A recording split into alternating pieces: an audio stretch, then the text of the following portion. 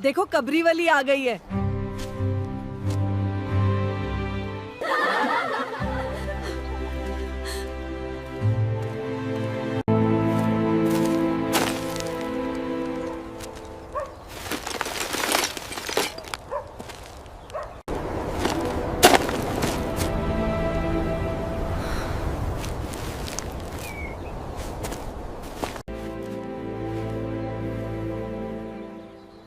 किसने फेंका होगा ये? इसके अंदर क्या हो सकता है? ये बोरा तो वजनी भी बहुत है। शायद अंदर कपड़े होंगे। शायद इसके अंदर कपड़े होंगे। कोई देख तो नहीं रहा।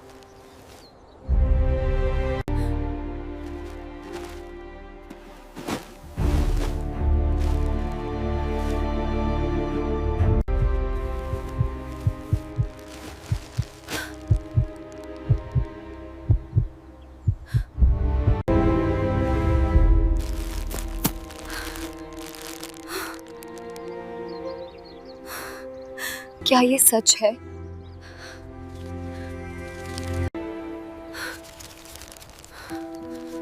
कहीं कोई देख तो नहीं रहा।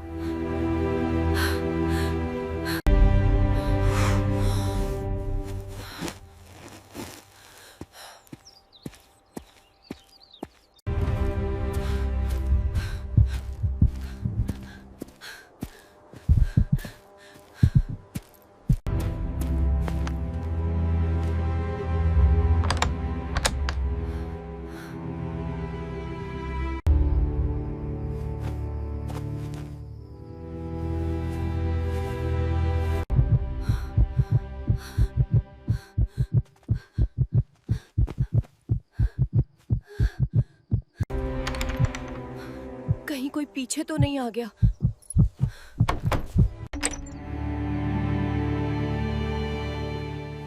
शुक्र है किसी ने नहीं देखा।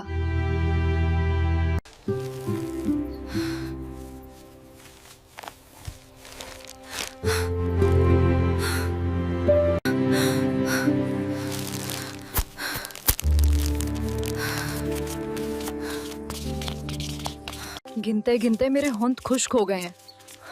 एक गड्डी में 1 लाख है। कम से कम 30-40 करोड़ होगा। इतना पैसा कोई आम इंसान नहीं छोड़ सकता। कहीं ये किसी बड़े आदमी, किसी नेता या गुंडे का तो नहीं? अगर उन्होंने ढूंढना शुरू किया तो क्या होगा?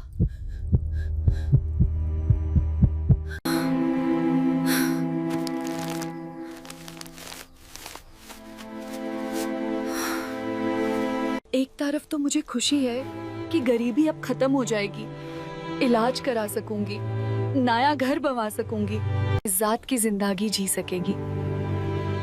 अगर किसी को पता चल गया तो लोग उसे चोरनी कहेंगे। पुलिस पकड़ लेगी या असली मालिक आ जाएगा।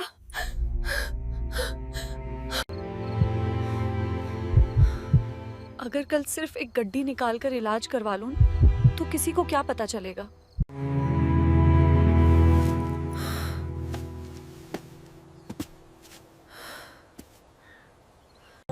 मैं इसमें से एक गड्डी निकालकर डॉक्टर के पास जाती हूँ इलाज करवाने।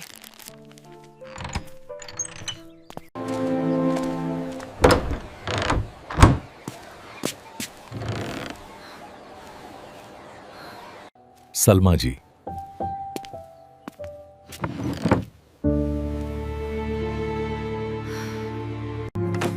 तुम्हारा इलाज मुमकिन है। मैं तुम्हें कुछ दवाइयां लिख देता हूं। मैं समझ गई। ये दौलत मेरा इम्तिहान है, वरना वरदान नहीं। चेहरा कमजोर है, मगर अब मेरी आंखों में एक उम्मीद की चमक आ गई है। अगर समझदारी से काम लूं तो सब बदल सकता है। सबसे पहले बोरे से कुछ पैसे निकालती हूँ और अपनी झोपड़ी की मरम्मत करवाती हूँ।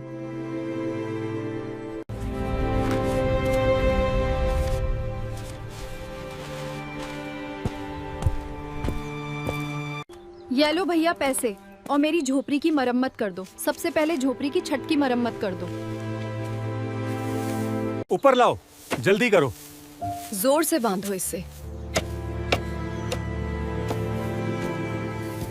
जोर से दबाओ। यहाँ थोड़ा ऑफ करो।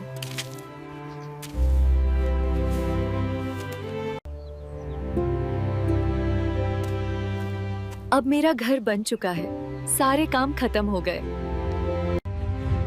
अरे ये कबाड़ी बिनने वाली अचानक इतनी अमीर कैसे बन गई? पैसे कहाँ से आए? इसके पास तो खाने के भी पैसे नहीं थे, तो अचानक झोपड़ी से घर कैसे बनवा लिया? अब एक और काम करना है। ऐसा करती हूँ, एक छोटी सी किराने की दुकान खोल लेती हूँ।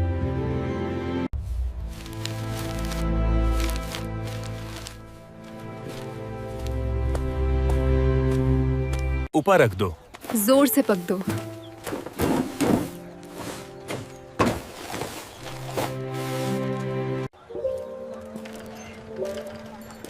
अब दुकान भी खुल गई है, अब सब ठीक हो जाएगा।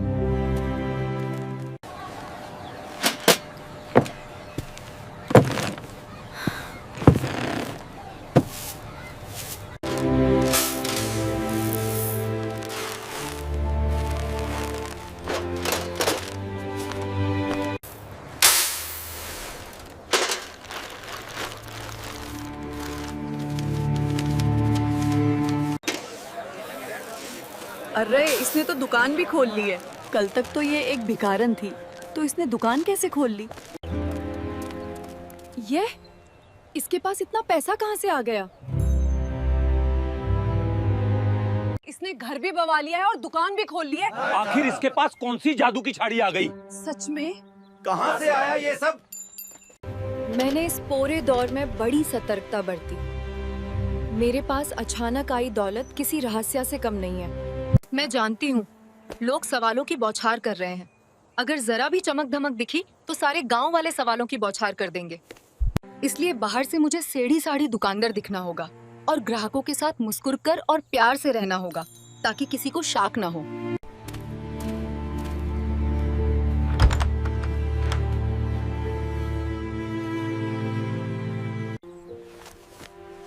मेरे पास इतनी पूंजी छुपी है कि ना सिर्फ मेरी बल्कि कई जिंदगियों की दिशा बदल सकती है। सलमा अप्पा, तुम तो बहुत बदल गई हो। कितना अच्छा लगता है जब दुनिया आपके बदलाव को देखती है। अब मुझे धीरे धीरे अपना कारोबार बढ़ाना होगा। मैं एक गोडम खोल लेती हूँ। मुझे बोरे से कुछ और पैसे निकल लेने चाहिए।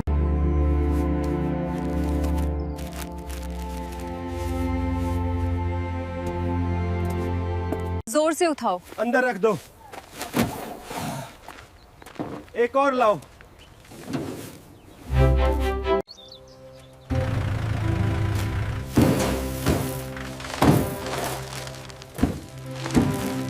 ये लो भैया। शुक्रिया अप्पा।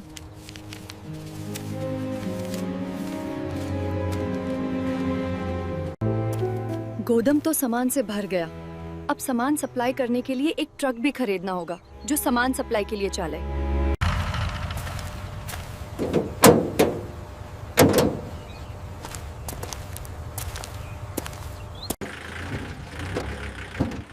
अब गोदाम भी खुल गया है और ट्रक भी आ गया है। अब धीरे धीरे काम बढ़ेगा। सलमा बेगम, अब तो तुम बेचने वाली और एक बड़ी व्यापार बन गई हो। इसने तो बहुत जल्दी तरक्की कर ली है। अगर किसी दिन ये राज खुल गया तो, अगर असली मालिक सामने आ गया तो।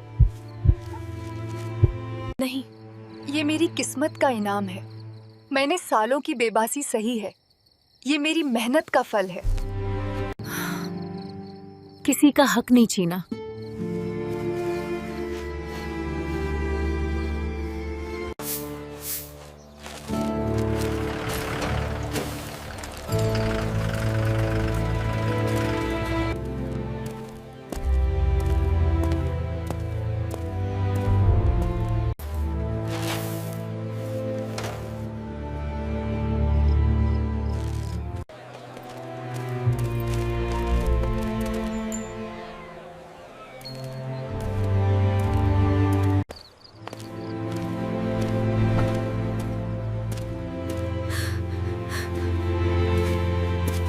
ना ना, हमसे गलती हुई थी, हालात ने मजबूर कर दिया था। तुम्हें छोड़कर जाना ठीक नहीं था। ना ना, मुझे वो दिन याद है जब बीमारी ने मुझे तोड़ दिया था और तुम मुझे बीमारी की हालत में छोड़कर चले गए थे। तुम्हें छोड़कर जाना ठीक नहीं था। मुझे वो दिन याद है जब तुमने मुझे छोड़ दिया था। घर खाने को कुछ नहीं था। तुमने बोला था मैं ये सब नहीं झेल सकता और तुमने बच्चों को लेकर चले गए थे। ना, वो ही रात थी जब मेरा सब कुछ बिखर गया था। अब वो ही राहिम मेरे दरवाजे पर आया है। अम्मी, हमें माफ कर दीजिए। अब हम आपके साथ रहना चाहते हैं। अब मैं क्या करूं? एक तरफ बच्चों को गाले लगाने की चाहत है, दूसरी तरफ वो वही टूटी हुई औरत थी जिसे छोड़ दिया गया था। क्या तुम्हारा लौटना सच में मोहब्बत है या अब दौलत की चमक तुम्हें वापस खींच लाई है? जब मैं खाली हाथ थी तुम सब चले गए थे। अब जब मेरे पास कुछ है तो लौट आए हो। क्या ये प्यार है या लालच? नहीं सलमा, अब हम सच में पछता रहे हैं। बच्चों को तुम्हारा साया चाहिए। माफ करना आसान होता है, लेकिन भूलना नहीं। आखिर बच्चे मेरे हैं और उनका हक कोई नहीं छीन सकता। मैं उनकी पढ़ाई, उनका भविष्य संभालूंगी। लेकिन राहिम, हमारे बीच जो देवर खड़ी हो गई है वो अब कभी नहीं गिरेगी। सलमा बेगम अब एक सफाल औरत है। सच में देखो कितनी बदल गई। मैं अभी भी पुरनी सलमा हूँ। मुझे अभी भी डर खाए जा रहा है। ये दौलत सब कुछ लौटा रही है, इज्जत, नाम, सुकून भरी जिंदगी। लेकिन क्या ये मन की शांति भी लौटा पाएगी? जोर से उठाओ, अंदर रख दो। एक और लाओ।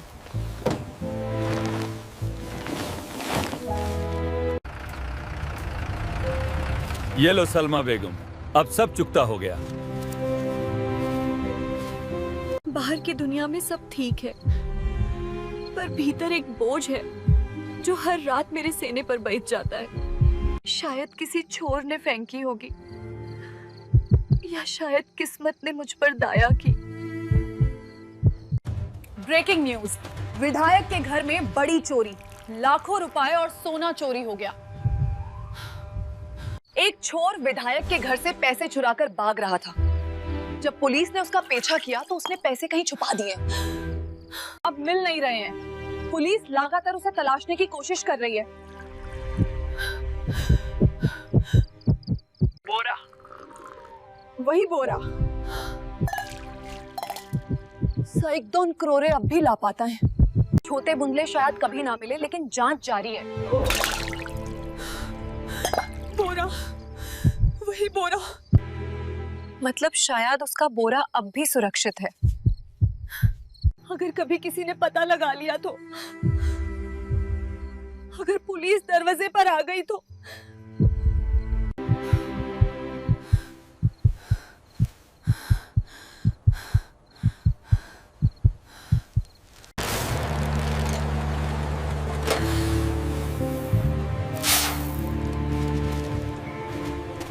क्या बात है, आज तुम्हारा ख्याल कहाँ है? आज तुम कहाँ खोई हुई हो? कुछ नहीं, बस अगर सब छिपा रहा तो बच जाऊंगी, पर अगर राज खुल गया तो सब खत्म।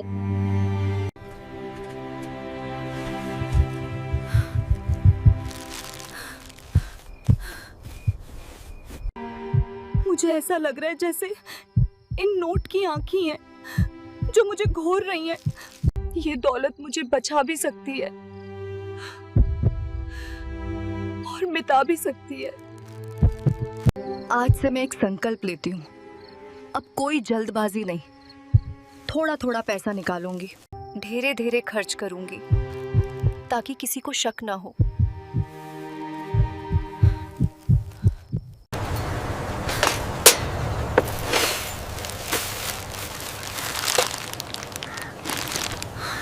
बधाई। आप बहुत अच्छी हैं और अच्छे से दुकान को चला रही हैं।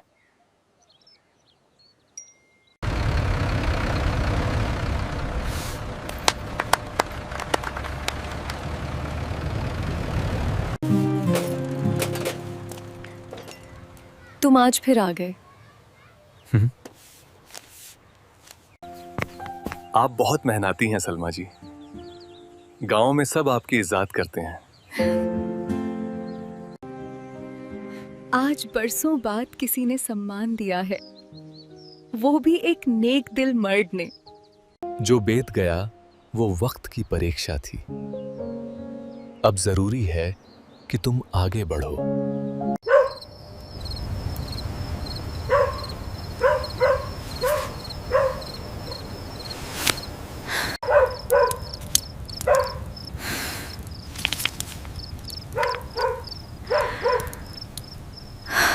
मैंने फैसला कर लिया है कि मैं तारिक से शादी कर लूंगी।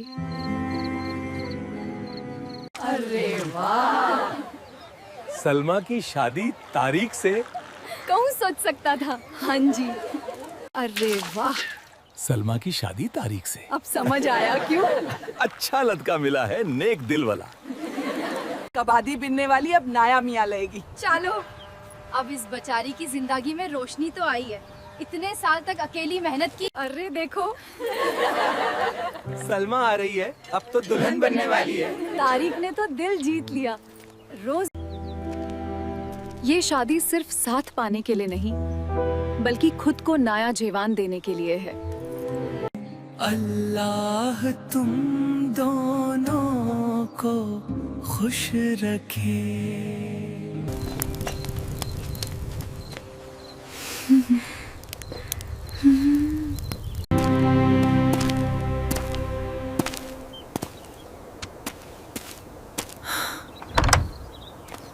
इन छोटी छोटी बातों ने मुझे वो सुकून दिया जो किसी दौलत से नहीं खरीदा जा सकता था।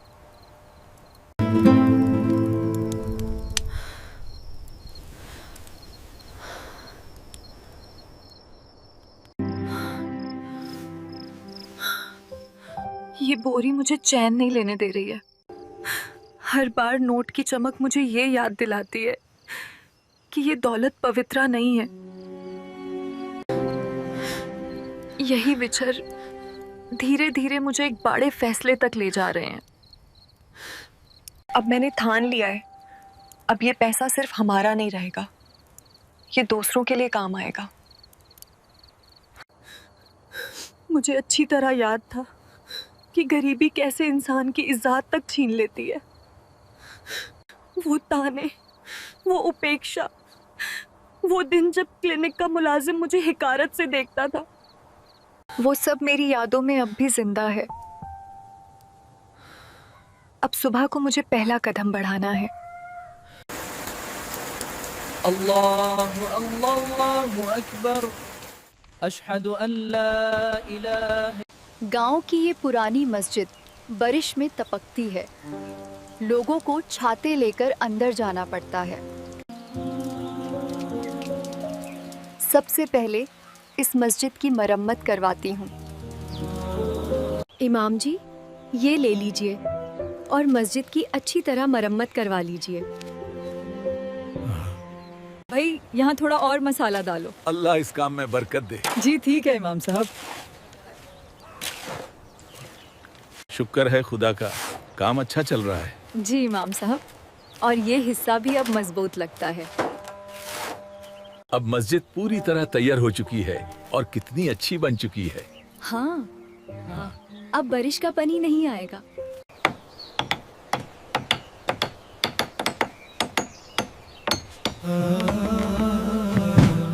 वही सलमा जो कचरा बेचती थी, उसके पास इतना पैसा कहाँ से आया? हांजू एक दिन कचरा उठाती थी, अब मस्जिद बनवा रही है। कुछ तो बात है। चलो। ये देखो, ये मस्जिद सलमा ने बवई है, जो कल कचरा बेचती थी और आज वो गांव की सबसे अमीर बन चुकी है।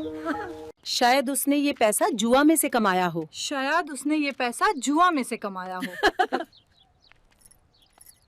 वो दिखावा के लिए नहीं, सच्चे मान से मादात कर रही है। सच में नेक दिल है। मस्जिद तो अब जन्नत जैसी लगती है। सलमा बेगम, अल्लाह आपको खुश रखे। मस्जिद की वजह से गांव का नाम रोशन हो गया। शुक्रिया। वो कचरा बेचने वाली औरत जिसे कभी समझ ने ठुकराया था, अब समझ का सहरा बन गई है। अब मुझे एक और बड़ा कदम उठाना है।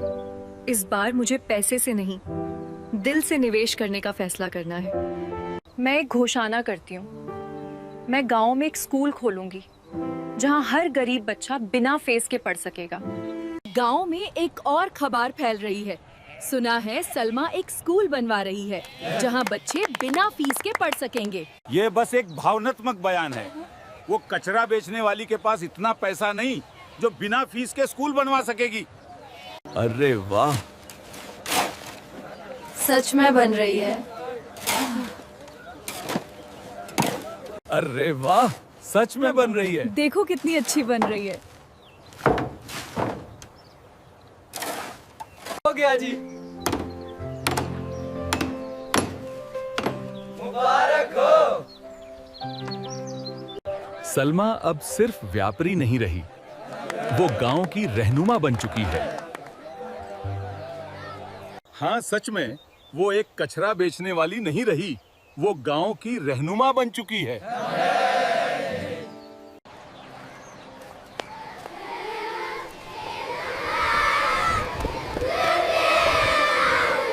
ये तो चमत्कार है। अल्लाह ऐसे लोगों को सलामत रखे। अब बाकी बचे हुए पैसे और भी व्यापार में लगा देती हूँ।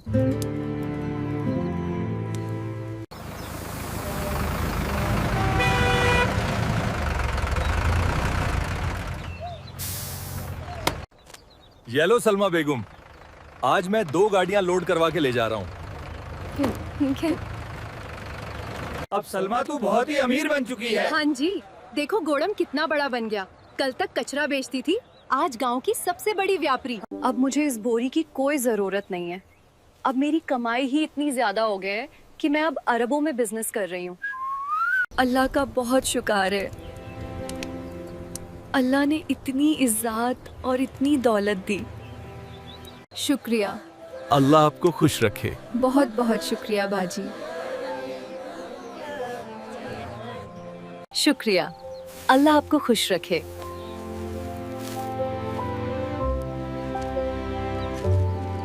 अब सब ठीक हो गया है। मेरा पहला पति भी खुश है और मेरे बच्चे भी। उनको लंदन में बांग्ला बनवा दिया है।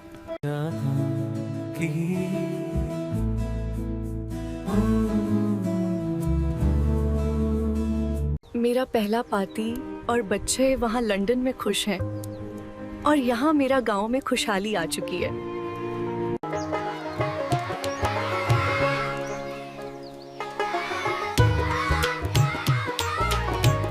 चाय कैसी है? बहुत बढ़िया। और देखो अब हमारे घर भी कितने अच्छे हो गए हैं।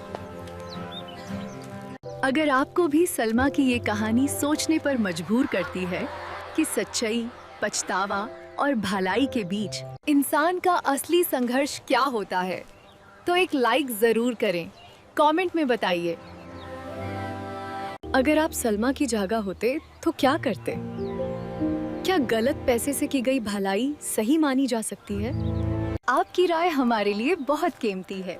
और हाँ, ऐसी ही दिल छू लेने वाली कहानियाँ देखने के लिए चैनल को सब्सक्राइब करें और नोटिफिकेशन ऑन कर लें ताकि अगली कहानी सीधे आपके मोबाइल स्क्रीन पर पहुंचे।